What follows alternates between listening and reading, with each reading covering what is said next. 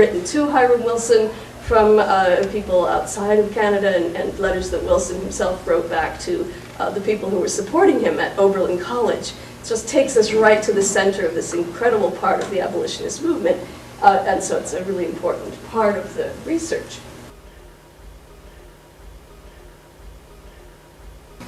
The Archives and Research Committee continues to move forward on a variety of fronts. In the summer of '08, we began assisting with the creation of a database through Sam and Patrick, our two MA students from London. And the key point to summer 2009, of course, is that this has to be the direction that the work will take to add to what was done and to complete that part of the project. The hope is that eventually the database will really have two functions. It will allow researchers to access the all-important primary data from land records and census, searching through and sorting materials far more quickly and efficiently than the labor-intensive paper searches we've had to do in the past. The possibilities this raises are really quite exciting, particularly in making the data available remotely to research partners in other communities or countries.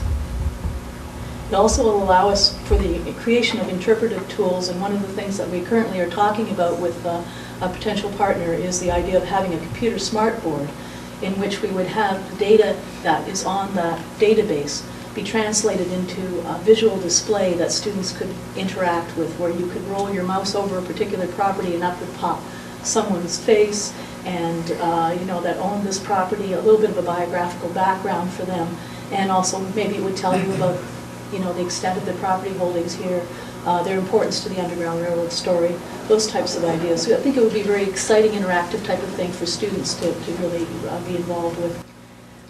The idea of community-based learning is to take students as part of their classwork and to encourage them to provide these very specific sort of opportunities for them to work outside the classroom with various community organizations. Of course, the whole Promised Land project operates in some ways as a kind of model of community-based or experiential learning. So from the education point of view, it's really important, and from the project point of view as well. The Media and Theatric Committee is actually waiting to be fed by the history and education, because one of our goals is to be able, by the end of the day, to produce different kind of mediums telling the story, exposing this community to the world. My little part in this is thinking about the image. To me, what's more important is how can you share meaning? And it's getting kids as young as you want to define it, to young adults working with the history. And what are the historical materials that can support that? You can do that individually, me, both roles. Or I can develop it with a partner and then start having a group performance.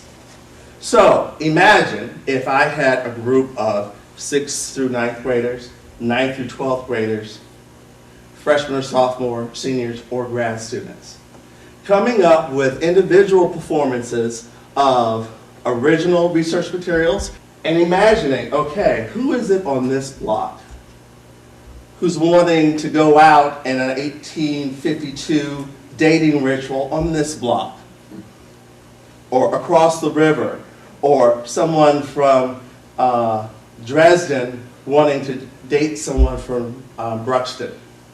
What is that? I tie that to theater. This kind of a project is conducive to differentiated learning. Students learn differently, and they are accommodated by a project like this. Every kid thinks differently, their brains work differently, strengths and weaknesses, and a project like this, which is multimedia faceted, automatically appeals to just about every kind of brain style or learning style. So necessarily, the focus will be intensified for them, and they're going to remember it. They will absolutely positively remember it. I don't know how many kids have told me after graduation, Mr. McGinnis, the thing I remember most about Canadian history is that play that we did. I remember that. Above and beyond all of that, and most important of all, the kids are going to develop empathy for the people of this time period. Instead of just names in a textbook and let's blow the dust off some bleached old bones, let's find out who these people really were, with strengths and weaknesses and dreams and hopes and feelings and ideas. And that's why putting drama and history together is such a valuable thing to do. It is such a rich experience for the kids who get involved, and so we're very, very excited. I'm not here to make actors. I'm not an MFA actor. I'm not going to give you acting classes about how to move well. It's like I'm wanting you to think with the history about representing it, recommunicating it. Whatever I heard, whatever I read, I want to share it with you so that you understand that I understand. We're sharing meaning. That's what I'm wanting with a theatrical thing. It is within the reach of the community, but it is so taxing. It will take everything out of you, in which case, and then you have to keep it going, because it's not just getting it up, it's getting it going. But it's like, that's what I'm thinking about, sustainability, of not just the nice project. I generally call it, with black stuff in the States, one night stand diversity. You have a really nice time, and then you don't call me the next day. Hopefully I said that well, but you understand what I mean. I want a relationship. I want a relationship.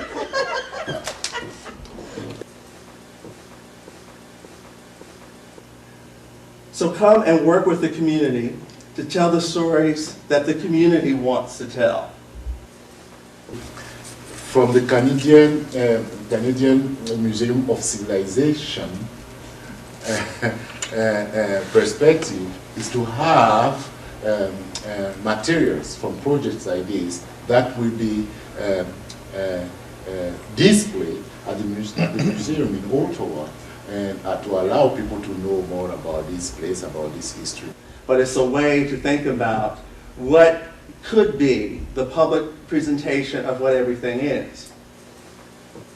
Exhibitions can be useful, if only to remind Canadians that our mosaic is multicolored and multifaceted and has been for some time. 160 years separates us from the founding of Buxton, a special station on the Underground Railroad. That's a lot of history and a lot of humanity.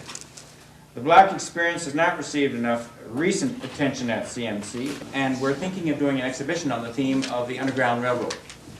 The angle we have chosen, in this case, will be communication and the Underground Railroad. It's obvious that the network existed, but what role did communication play? The answer is not easily forthcoming, but I do intend to look for it with your help.